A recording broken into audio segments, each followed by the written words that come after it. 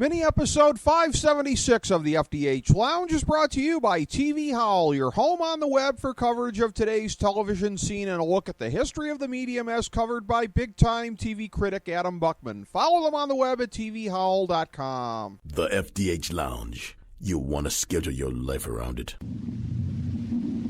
A long time ago, on a gloomy, wet Cleveland spring night, two men stand alone amidst the late-night drizzle. Their voices echo across the vacant station parking lot as they debate the merits of the great American radio show that have been missing for far too long. On that night, an idea was born.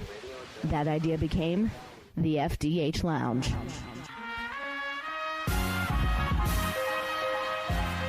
Welcome to the FDH Lounge. Welcome to mini episode 576 of the FDH Lounge and our presentation of the FantasyDraftHelp.com Insider, now in its 12th year.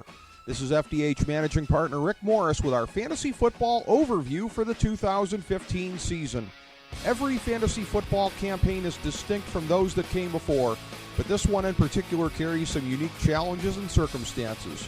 In a moment, the FantasyDraftHelp.com overview for the 2015 football season.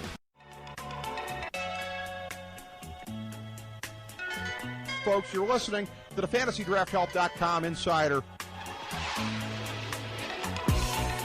Would you walk us through a typical day for you? Yeah. Great. Well, I generally come in at least 15 minutes late. I use the side door. and after that, I just sort of space out for about an hour. Space out? Yeah. I just stare at my desk. But it looks like I'm working. I do that for probably another hour after lunch, too. I'd say in a given week, I probably only do about 15 minutes of real, actual work.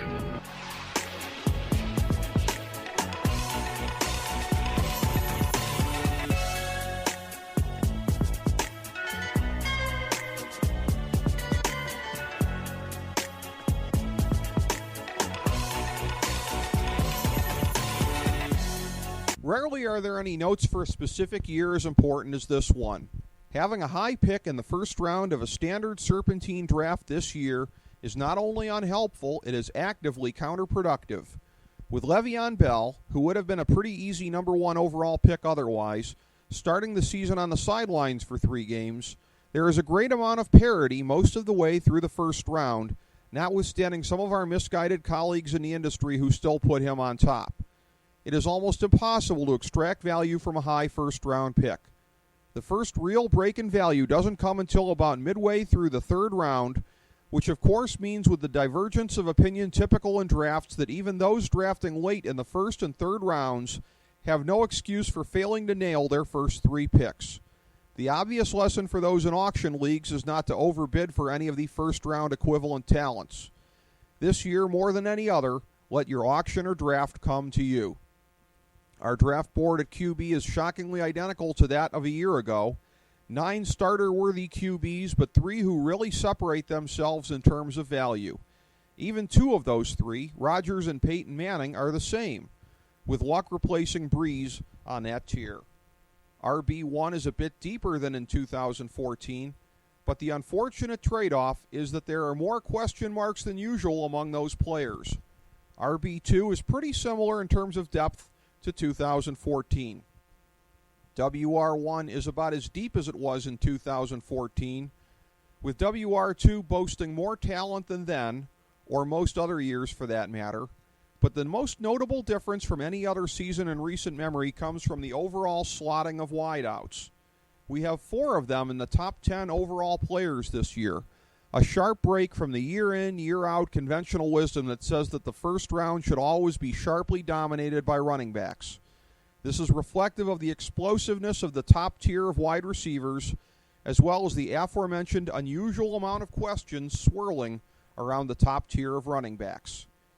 TE1 is deeper than in 2014, with 7 players on that level as opposed to 5.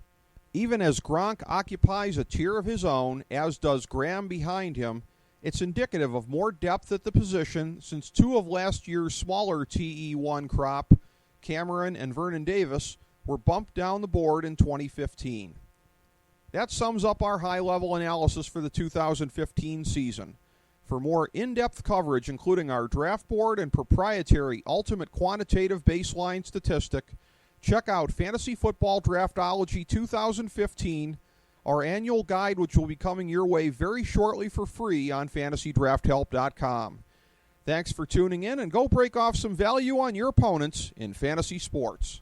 As we bring the show to a close, we would like to extend our deepest gratitude to NBC, CBS, ABC, Fox, all Clear Channel affiliates, TNT, TBS, USA, UPN, Deadspin.com, YouTube.com, YTMND.com, MySpace.com, various blogs, Fox News, CNN, CNBC, MSNBC, IamBoard.com, Billboard.com, Google.com, ESPN, ESPN2, ESPN News, ESPN Classic, NBA TV, NFL Network, Sports Time Ohio, Athlon Magazine, Comedy Central, Cartoon Network, The Boomerang Channel, QVC, BET, The Spice Channel, Steno Notebooks, Manwich, Papermate Office Supplies, waitresses, strippers, bartenders, garbage men, janitors, microwave popcorn, the writers of The Office, Scrubs, Entourage, My Name is Earl, Oz, Metalocalypse and the Boondocks, Aquafina, and the periodic table of elements.